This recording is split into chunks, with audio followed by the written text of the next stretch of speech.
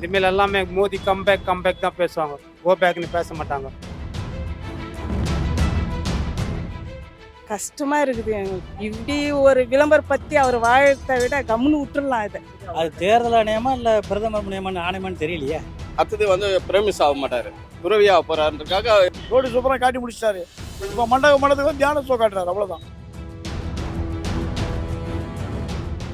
இது பெருசா ஒன்றும் இம்பாக்டா இருக்கிறது வாய்ப்பு இல்லை. கடைசி கட்டம் தான், அதுவும் ரொம்ப கம்மியான சீட்ஸ் தான் இருக்கு. நகை முன்பதிவு திட்டம் ஜுவல்லரி எக்ஸ்சேஞ்ச் 100% செய்தாரம் கிடையாது. பழைய நகையின் அதே எடைக்கு புது நகை. லலிதா ஜுவல்லரி. பட்டுனா பச்சையப்பாஸ் தான். கைராசியான பட்டுனா பச்சையப்பாஸ் தான் சொல்லுவாங்க. காஞ்சிபுரம் பச்சையப்பாஸ், சென்னை, காஞ்சிபுரம், வெள்ளூர், திருவண்ணாமலை. எதுக்குமே வராத நீங்க இன்னைக்கு நான் தியானம் பண்ண போறேன் வந்து சொல்றது நீங்க தனிப்பட்ட முறையில் உங்களுடைய செயல்பாடு தனிப்பட்ட முறையில் வைத்துக் கொள்ளுங்கள்.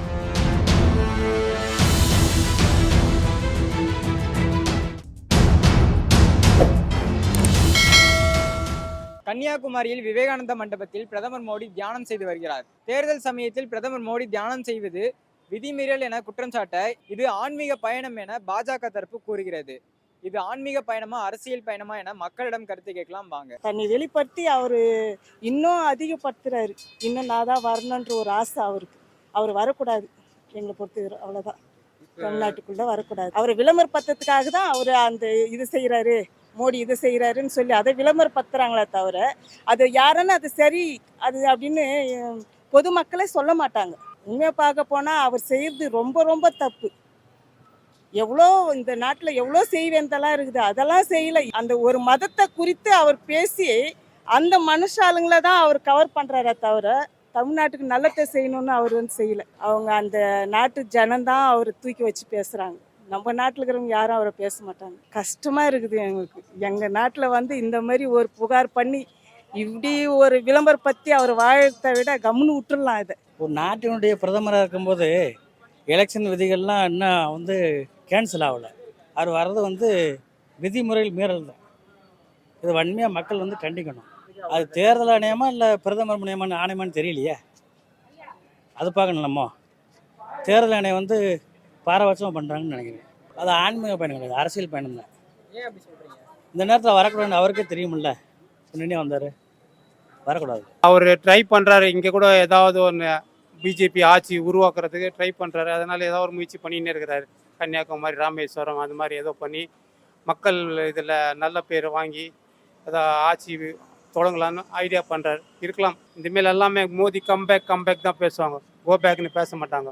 ஏன்னா அவர் நிறைய செஞ்சுருக்காரு. அந்த மாதிரி மக்கள் மத்தியில் நல்ல பேர் வாங்கியிருக்காரு. ஸோ அந்த மாதிரி வராது இனிமேல் பேச்சு, கோ பேக்னு வராது, கம் பேக் தான் வரும். ஏன்னா மக்கள் 50 வருஷமாக இதே பார்த்துட்டு கொஞ்சம் வெக்ஸ் ஆகிட்டு அந்த மாதிரி 50 வருஷமா பார்த்தாங்க. என்ன பார்த்தாங்க? இது டிஎம்கே ஏடிஎம்கே மாறி மாறி அவங்களே தானே பார்த்துருந்தாங்க. இப்போ பிஜேபி பார்க்கலான்னு ஒரு இதில் இருக்கும், கோ பேக்னு வரும், கம் பேக்னு இருக்கும். இப்போ யங்ஸ்டர்ஸ் எல்லாம் அப்படி தான் விரும்புகிறாங்க. இப்போது ஒரு தேர்தல் நடக்குதுன்னா இது பரப்பக்கூடாது. இது எங்கே நடக்குது? நாளைக்கு வெஸ்ட் பெங்கால், இன்னொரு நார்த் சைடு நடக்குது. அங்கே பருப்பாமல் இருந்தாங்கன்னா கொஞ்சம் ஒரு பெட்டர். வீடியோலையும் பேப்பர்லேயும் போடக்கூடாது.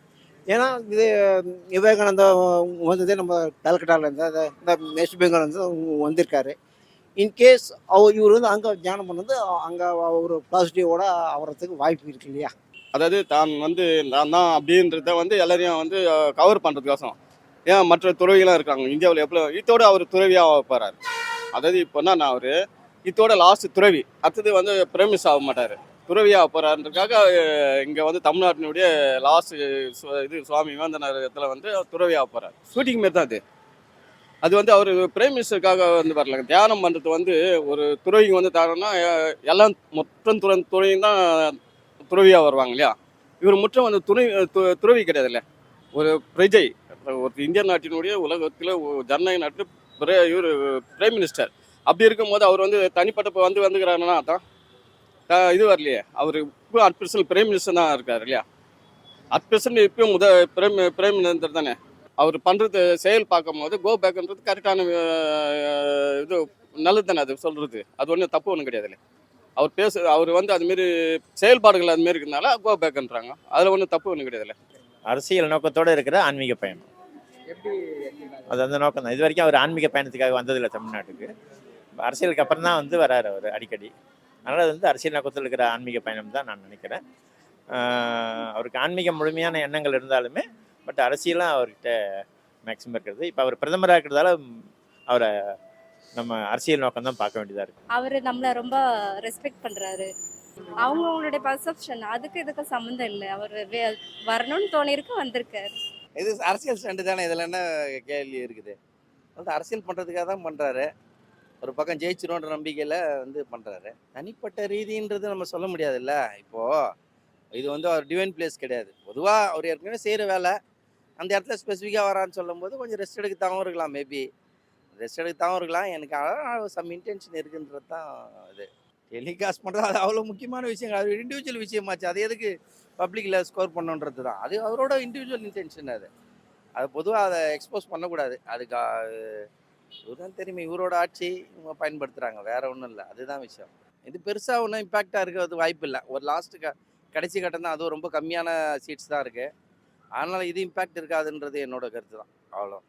மோடி வந்து மக்களுக்கு எதிராக இருக்கிறாரு அப்படின்னும் பொழுது மக்கள் என்ன பண்ணுவாங்க?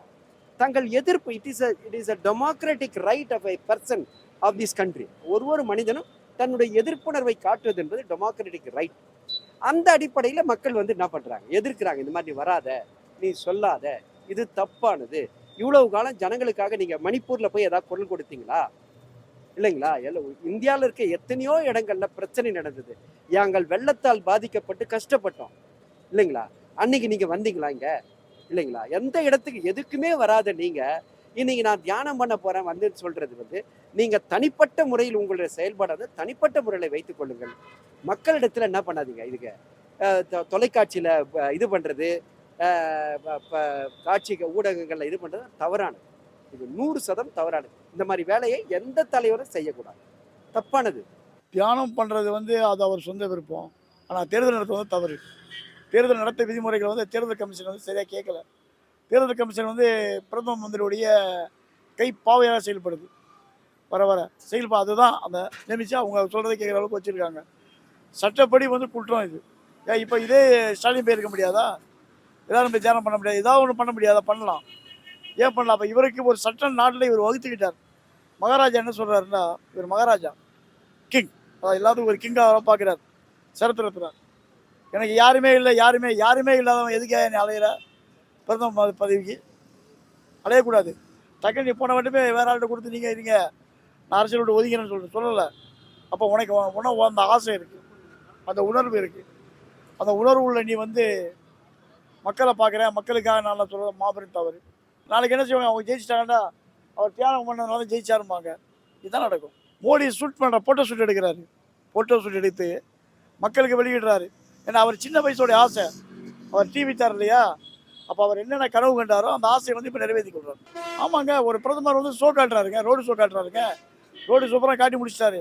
இப்போ மண்டபத்துக்கு தியான ஷோ காட்டுறாரு. அவ்வளோதான். நகை முன்பதிவு திட்டம் ஜுவல்லரி எக்ஸ்சேஞ்ச் 100% செய்தாரம் கிடையாது. பழைய நகையின் அதே எடைக்கு புது நகை. லலிதா ஜுவல்லரி. பட்டுனா பச்சையப்பாஸ் தான். கைராசியான பட்டுனா பச்சையப்பாஸ் தான் சொல்லுவாங்க. காஞ்சிபுரம் பச்சையப்பா சில்க்ஸ், சென்னை, காஞ்சிபுரம், வெள்ளூர், திருவண்ணாமலை. மின்னம்பலம்.com தமிழின் முதல் மொபைல் பத்திரிகை.